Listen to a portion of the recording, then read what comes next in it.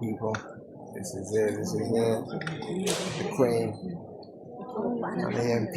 We're heading out.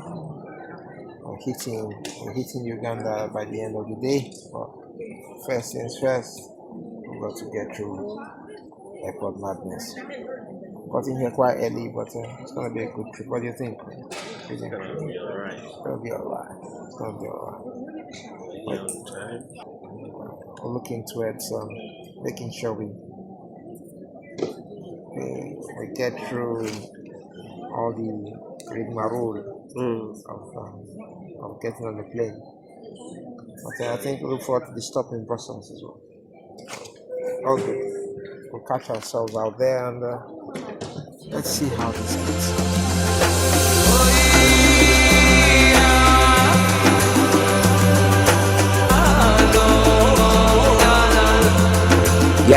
Yes. This was a proper adventure as we plan to touch down and explore 3 of these East African countries.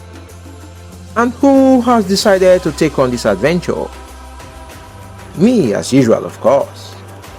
Fred, aka the Ugandan Crane, as our East African guide, and Ebru Ogun, for her, a once-in-a-lifetime experience. We had charity work to do in both Uganda and Kenya, as we kept our promise to cargo items for the school at East Kololo in Kampala, as well as items to support the kids at Tennis for All Uganda. We had also planned to visit the Inua Mimi Rescue Center in Kibera slum, Nairobi. All this before settling down to relax and experience the sights and sounds of each of these countries. Asante, umenifunza nionapo njia mbili nichague ya kuvuli. Mimi misa wa kwanza kumizwa wanatendwa matajiri semi wa sifuri. Na nakujua kwa kumsingizia shekwani, huyo ni wewe. Now, for anyone wanting to travel East Africa, here are a few things you certainly need to note. Visas. Coming in from Europe, the East African tourist visa should be ideal if you intend to visit either or all of Uganda, Kenya, and Rwanda. A separate visa is required for any of the other East African countries. This includes Tanzania, Burundi, Somalia, Eritrea, and Ethiopia. The good thing here is that for all these countries, you can get a visa on arrival. For phone network, if your phone accepts eSIMs, you can easily use any international eSIM service to obtain data for interneting. Otherwise, you can easily obtain and register a SIM card once you land at the airport of any of these countries. Or you might decide to roam with your EU provider, obviously a lot more expensive. As regards health and weather, Kenya tends to ask for the yellow fever vaccination card if coming from another East or West African country. But this can be avoided as it is no longer actually required when getting the East African visa. Coming from Europe, it would be advisable to take a malaria preventive drug or a jab. Or you might decide to take the drug with you, your choice. But kindly make sure when booking your hotel rooms, they certainly have mosquito netting. It is generally warm and sometimes hot, so light clothing preferably along with shorts. But if you're going to stay in an area with plants, flowers and trees, best to put on trousers at night. As regards money, local currencies are usually preferred. but major establishments with card readers take dollars and various debit cards. So might be a good idea to exchange at the airports as well, any foreign currencies for the local ones. For travel, direct flights exist to some of these East African countries, but transit journeys are usually cheaper.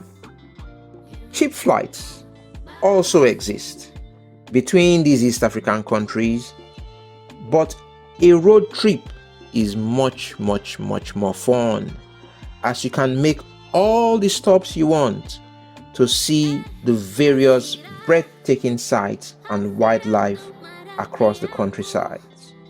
But note, this will be a lot longer and more exhausting. So if it's your option of choice, might be best to book car and driver, not so cheap. Uber and Bolt taxis exist in all these areas.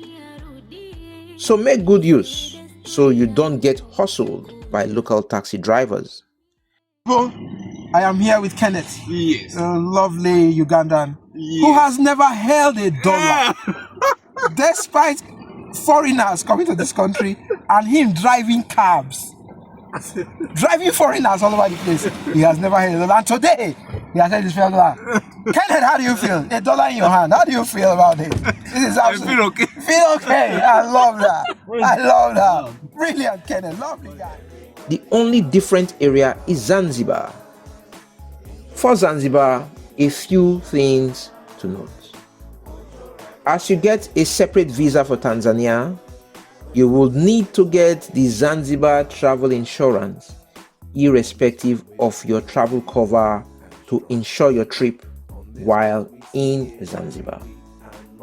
You will also need to pay the exclusive accommodation government tax of between $2 to $5 each day, depending on the hotel or resort quality you have booked. This you need to pay separately when checking out of your hotel or resort.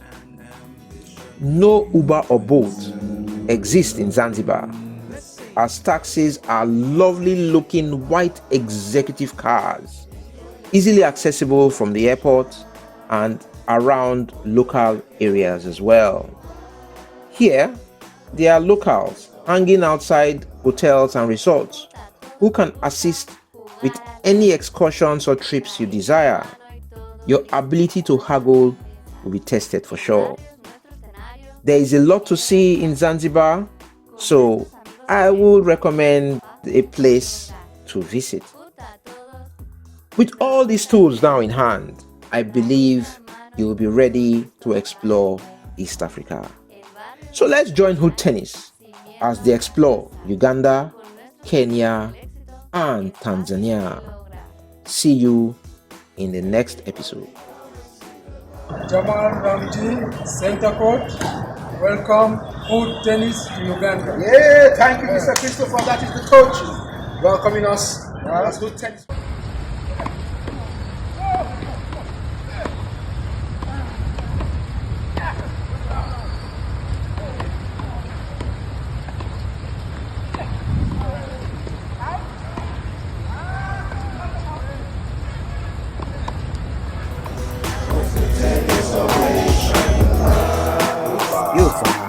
It's me, this game, man.